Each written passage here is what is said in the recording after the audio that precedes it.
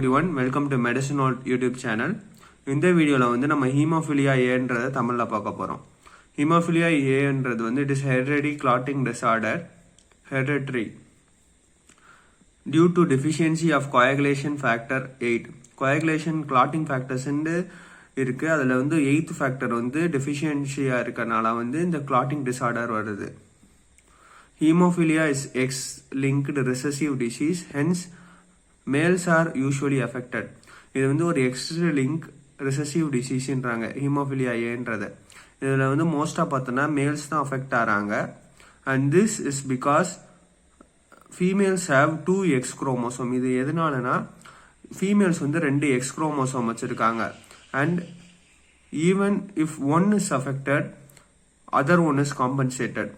இப்போ அந்த 2 X குரோமோசோம்ல ஏதாவது ஒன்று அஃபெக்ட் ஆனால் கூட இன்னொரு X குரோமோசோம் வந்து அதை காம்பன்சேட் பண்ணிடுது. அதனால வந்து ஃபீமேல்ஸ் மோஸ்ட்டாக வந்து கேரியர்ஸாக தான் இருக்காங்க. However, rarely the female can be affected if their normal X chromosome is also disproportionately inactivated. இப்போ நார்மலாக ஃபீமேல்ஸு ரேர் கேஸில் வந்து அஃபெக்ட் ஆகுங்க. எதனாலனா எக்ஸ் குரோமோசோம் வந்து டிஸ்ப்ரோபோர்ஷனேட்டாக வந்து அவங்களுக்கு இன்ஆக்டிவேட்டடில் இருந்துச்சுன்னா 1 in 10,000 males is born with a deficiency or dysfunction of the factor 8 molecule. இந்த ஒரு பேர் 10,000 ஒரு ஆள் வந்து இந்த ஃபேக்டர் 8 மாலிக்யூல் டெஃபிஷியன்ட்டாக இல்லை டிஸ்ஃபங்க்ஷனாக வந்து பிறக்கிறாங்கன்ட்டு சொல்கிறாங்க. இதான் ஹீமோஃபிலியான்றது ஃபேக்டர் 8 இது வந்து டிஸ்ஃபங்க்ஷனோ இல்லை டெஃபிஷியண்ட்டாக இருந்துச்சுனாலும் இது மோஸ்ட்டாக மேல்ஸை தான் அஃபெக்ட் பண்ணும். ஃபீமேல்ஸ் வந்து மோஸ்ட்டாக கேரியர்ஸ் தான். ஃபீமேல்ஸ் வந்து ரொம்ப ரேராக தான் அஃபெக்ட் ஆவாங்க. எதனாலனா வந்து நார்மல் எக்ஸ் குரோமோசோம் வந்து டிஸ்ப்ரோபோர்ஷனேட்டாக இருந்துச்சுன்னா. இப்போ இதோட பேத்தோஜெனசிஸ் பார்ப்போம். Factor 8 is a large single chain protein molecule that regulates the activation of factor 10. இந்த factor 8 என்ன பண்ணுன்னா factor 10 ஆக்டிவேட் பண்ண யூஸ் ஆகுது பை protease இந்த இன்ட்ரின்சிக் பாத்வே. இது coagulation பாத்வே வந்து ரெண்டா பிரிப்பாங்க, இன்ட்ரின்சிக் பாத்வே, எக்ஸ்ட்ரின்சிக் பாத்வே. அந்த இன்ட்ரின்சிக் பாத்வேல வந்து இந்த ஃபேக்டர் 8 என்ன பண்ணுதுன்னா ஃபேக்டர் 10 வந்து ஆக்டிவேட் பண்றதுக்காண்டி யூஸ் ஆகுது பை ஹெல்ப் ஆஃப் புரோட்டியேஸ்ன்ற ஒரு என்சைம் வச்சு. Hence the deficiency of the factor 8. இதனால factor 8 deficient இருந்துச்சுன்னா it leads to the defective coagulation and bleeding. இதனால அந்த coagulation மெக்கானிசமே எஃபெக்ட் ஆகுது. மொதல் வந்து இந்த factor 8 இருந்தால் தான் வந்து அதை ஆக்டிவேட்டே பண்ணும் factor 10. இந்த factor 10 அப்படியே coagulation பாத்வே வந்து கண்டினியூ பண்ணும். இப்போ இங்கே factor 8 வந்து டெஃபிஷியண்டாக இருக்கனால வந்து இந்த coagulation பாத்வேவே அடி வாங்குது. The factor 8 is synthesized in the liver and circulates in the blood. 1 milligram factor act as a carrier of the factor 8 in the blood. இது என்னன்னா ஃபேக்டர் 8 வந்து எங்கே சிந்தசிஸ் ஆகுதுன்னா லிவரில் சிந்தசிஸ் ஆகுது. அடுத்து வந்து பிளட்டில் வந்து எல்லா இடத்துலையும் கேரி ஆகுது. எதை வச்சு கேரி ஆகுதுன்னு பார்த்தோம்னா 1 milligram ஃபேக்டர் VWFன்னு சொல்லுவாங்க. அதுதான் அந்த ஃபேக்டர் 8 வந்து பிளட்டில் எல்லா இடத்துலையும் கேரி பண்ண யூஸ் ஆகுது. கிளினிக்கல் ஃபீச்சர்ஸ் பார்த்தோம்னா haemophilia A is the second most common congenital hemostatic disorder after 1 milligram disease. 1 milligram disease. Hemophilia ஏன்றது தான் second most common congenital hemostatic disorder ன்னு சொல்றாங்க. It is a severe clotting disorder. Family history of the hemophilia is usually positive.